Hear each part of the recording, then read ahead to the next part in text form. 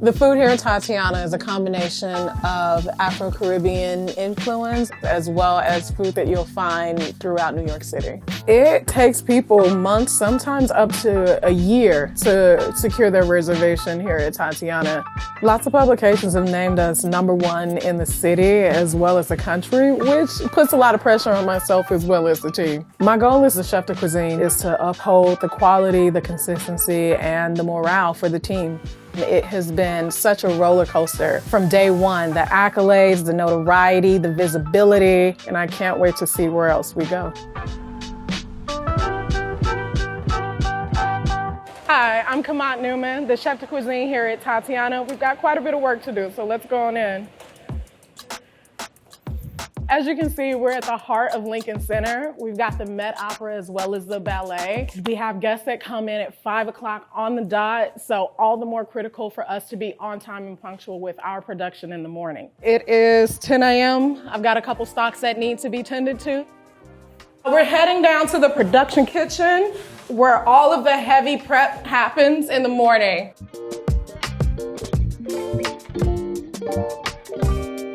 We are going to check on our stocks this morning. They've been going for about 15 hours or so.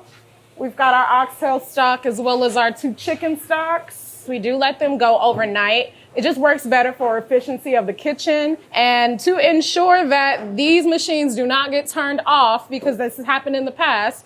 We have to put little notes, like this is the oxtail stock, don't touch it. Losing 66 quarts of stock is not a fun experience. So right now for the oxtail stock, I have to pull the meat out of it. We let it go at a bit of a lower temperature so that the meat doesn't completely fall off of the bones, as we use it for our oxtail rangoon dish on the menu. This oxtail was marinated with our jerk paste, and we gave it a hard sear in the oven. The stock itself, we use it to braise our oxtail with. We combine it with our chicken stock to make a really flavorful, really deeply colored oxtail braise. So this is our 30-gallon tilt skillet. Because of the restaurant's, I guess you could say, levels of business, we make everything in large batches here. When I'm ready to strain this out, I can just tilt it down, and easy and efficient. Chicken stock, we have a couple of our team members right now cutting the vegetables, getting the aromatics prepared to throw in there. Then it's gonna go for another 2 or 3 hours.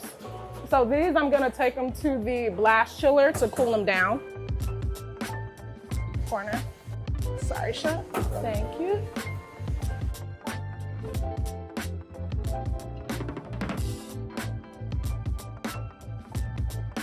We have to put the oxtail in the blast chiller so that it cools down in an appropriate amount of time to the proper temperatures. We don't want anything to go bad. All right, now that's done. Now it's time for me to check in with my team to check on the trajectory of the day and see what else needs to be handled.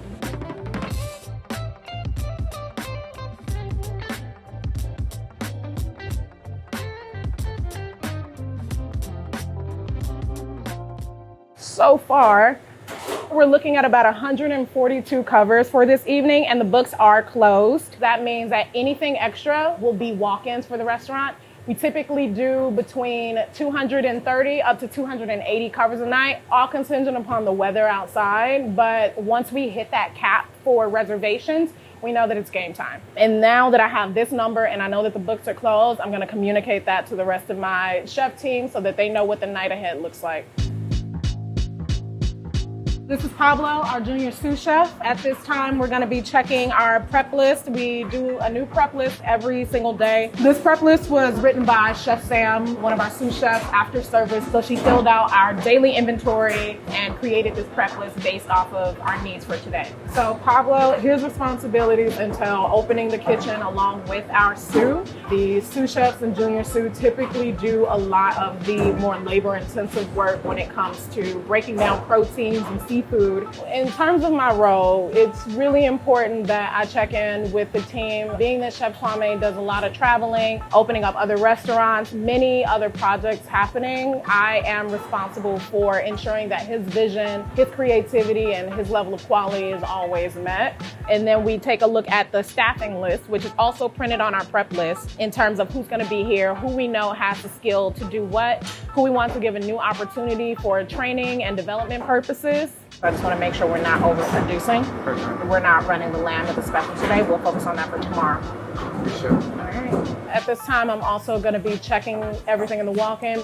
I'm checking that nothing is out of place. I'm seeing like we have a batch of escovitch that we made that needs to be quartered. Our bread needs to start for the day as well. I'm ensuring that things are labeled properly with the dates, making sure there's no condensation inside of any of our containers, which means that something wasn't cooled down properly. So if I'm coming in here with that critical eye, we're more likely to have a wonderful inspection. People are always amazed by how big this walk-in is. It's a flex. For me, I'm like, yeah, it is.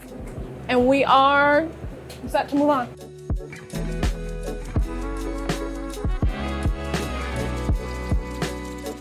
Right here, I have the pastrami, or the short rib that will be our pastrami. We got to get this broken down for brining. This is going to brine for about 5 days, and then it'll be ready. I use a 10-inch chef's knife, freshly sharpened, to make sure the project doesn't take a long time. The sharper the knife, the better. In a professional kitchen, you want to make sure you use the proper color coding for your cutting board.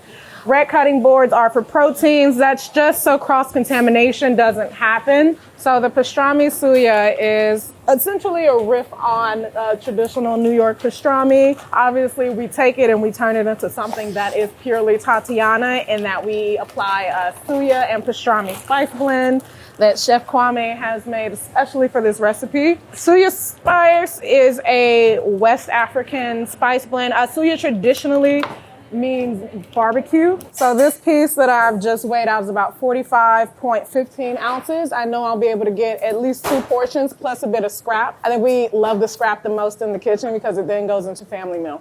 I'm just removing the excess fat.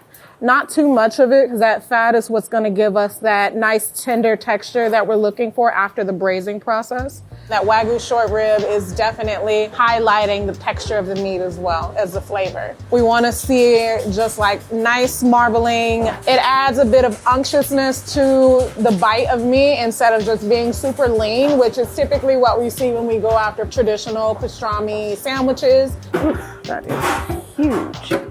Jesus Christ. We got the New York Post to write us up just stating that it was the best pastrami in New York City. It is definitely the highlight of our menu, in that the most pastramis I've ever sold in a night is about 70 orders. With all those accolades, it makes not only the reservations the most sought out in the city, but also this particular dish. The brine imparts a lot of flavor. We've tested 3 days, we've tested 7 days, 5 days is our sweet spot for this particular brining process. I've got another 50 pounds in the walk-in that needs to be broken down as well. Because it's a 5-day brining process, if we miss a count for a day, that means the dish doesn't make it to the menu this weekend. So we always want to make sure we have eyes on how many we're gonna sell, how many we've sold the previous days. So as a CDC, the more you go up in the industry, the less you do actual knife work and cooking. For me, it's really important that I keep my hands in the cooking process as well as the butchering process for all products, just to make sure the quality is still being met to Chef Kwame's standards, and also just to remind myself on a daily basis what my passion is. So this is our last short rib. I'm then gonna pass this over to our junior sous chef to get it on brine and get the ball rolling, because I need to move on to the egusi stew.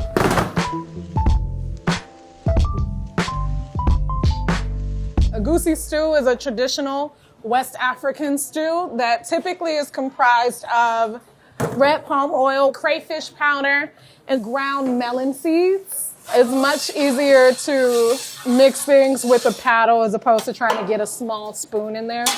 The red palm oil gives us a really deep, earthy flavor. It also imparts a really beautiful golden color into the stew as well. When Chef Kwame made it for me the first time, I fell in love with it. It's actually my favorite menu item on our small shares portion. I think it's pretty cool that Chef Kwame came up with the idea of making such a traditional West African dish into something as familiar as a soup dumpling. So luckily for me, I have experience working in large batch cooking. Scaling recipes up isn't as black and white as just increasing the numbers. Some things have to be altered as they scale up, as the flavors and levels do change. Let's say This recipe required a certain amount of peppers, and I know that those peppers are particularly spicy. I may want to scale those down so that it is not overwhelming at such a large batch level. Being that this tilt skillet is so large, the heat elements are in different spots. So mixing it around constantly will just ensure that all of the onions will be cooked evenly. Once it stops burning your eyes, you know you're ready. I'm gonna go ahead and add in our agusi seed. And these are just ground melon seeds that we're adding right now. We wanna make sure these are toasted off so that that raw melon seed flavor doesn't come through and get that deep flavor that we're looking for. On a busy night, we sell up to 180 individual dumplings. So I am now gonna add the iru, I-R-U, or fermented locust bean. Can you smell that? So typically we like to hand projects off to other cooks from a management perspective to ensure that everyone is trained on everything. You know, people take vacation, have family emergencies, and just sometimes want to learn new things. So it's about 1:30 right now. I need to pivot. So this project is going to be handed over to my junior sous chef. So now I'm going to check in with the rest of the team, make sure everybody's on track for the day, and then we can start setting up the service kitchen upstairs.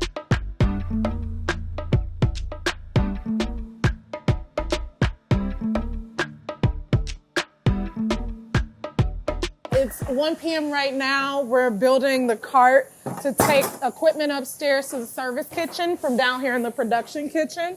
At this time, we're 4 hours out from service. So typically I'll pick up and get the equipment up to the kitchen to free up the sous chefs and the junior sous so that they can stay focused on the production day. Corner, right behind you.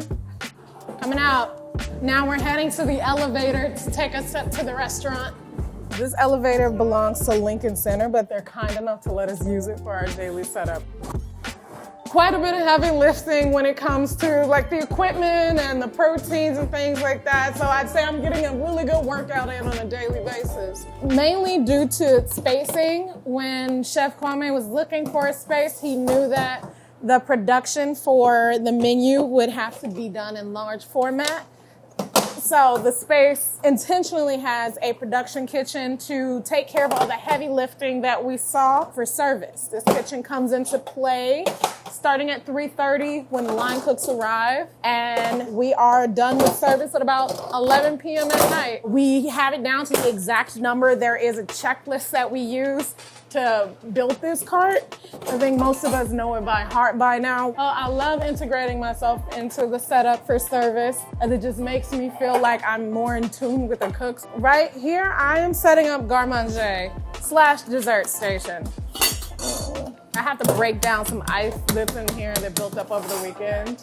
So right now, I'm just putting everything in place for the hotline, just making sure that pots are where they need to be. Then I'll start compartmentalizing and setting them up one by one, starting with roast and working my way down to entremet and then hot app over here. So our kitchen is closed between Saturday night and Tuesday evening. So when these are left in the well, they freeze in. As we keep these fridges running so that we don't have to retemp them. Chef Kwame has set the kitchen up to be a traditional brigade system with the stations that we have with as many bodies as we have. We have our roast station, garde-manger. We have entremet, which is our sauté station, and hot app. All of our desserts come off of the garde-manger station as well. So we'll see like a lot of the sweet treats coming up on our very last cart. In a night, it has to be upward of about 300 or more plates altogether coming out of this kitchen. Starting at about 4 p.m., we start to see a line develop outside the door, and that is comprised of people that have been waiting upwards of a year to eat with us here at Tatiana, and that makes it all the more critical for us to be ready at 5 on the dot. That pressure is on as soon as the doors open. It's about 3:30 right now. Line cooks are gonna start filing in, so I'm gonna go and catch them at the time clock to ensure that they know what the day is about to look like. The cooks, after they clock in, are going to be handed their checklist for the station that they've been assigned to today, being that we cross-train all of the cooks for pretty much every station here in the kitchen. So they'll be able to kind of gauge what their needs are based on the list that we hand them. Tastings usually happen on the line at about 4:45. The team will set up with all of their sauces heated all of the proteins par cooked, and then we start to taste the components to ensure that they are top tier quality. Can you bring it over here, please? I just want to give our ground lamb for service a bit of a taste. I would say that this was really well seasoned, and it's definitely got a bit of a kick to it that I'm feeling now. If anything on the line is wrong or I see that it's not up to par with our standards, I will notify the sous chefs so that they can come up and take a look at what product needs to be fixed, and they will fix it down in the production kitchen. This is the last push, and then we're gearing ourselves for pre-shipping service.